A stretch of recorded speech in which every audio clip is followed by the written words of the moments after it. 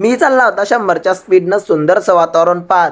फिरवला ना आपल्याकडे कॅमेरा. मी, मम्मी आणि मा भासा मस्त चालले होते आम्ही सावद्याले हळदीच्या कार्यक्रमाले.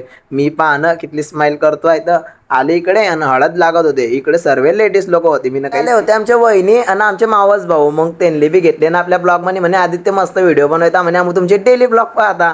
मग काय त्यांना दिलं आपल्या ब्लॉग मध्ये हात. आमच्या वहिनीनं दिले 2 बोटं आणि आमच्या मोठ्या भाऊने बी दिले तिकडनं 2 बोटं. फिरवला ना आपल्याकडे कॅमेरा. मोठ्या भावांचं काही लक्ष नव्हतं आणि मला लय आनंद होतो दाखवून की मावस भाऊ आणि आमचे वहिनी डेली व्हिडिओ पाहताना मला सपोर्ट करतात. ते जात होते घरी. मग मी आला त्यांना सोडायला. भाऊने घेतली निव्वण कार. भाऊले म्हणलं आरामशीर जायचा बरं का भाऊ. मग भाऊ म्हणत होता की म्हणे व्हिडिओ बनवत राह म्हणे भाऊ, सफलता भेटेन म्हणे एक ना एक टाइम म्हणे. वहिनी म्हणत होते की बाय.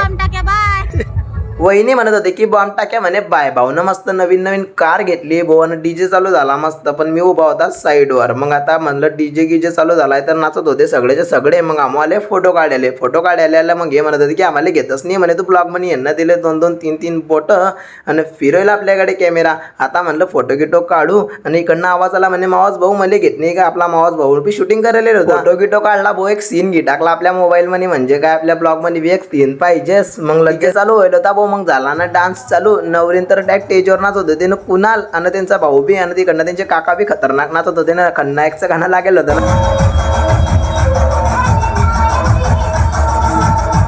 आता पण मी ना काही माझे सीन घेतले नाही. पण तुम्हाला कधी माझे ब्लॉग आवडत असतील तर तुम्ही मला फॉलो करी घ्या.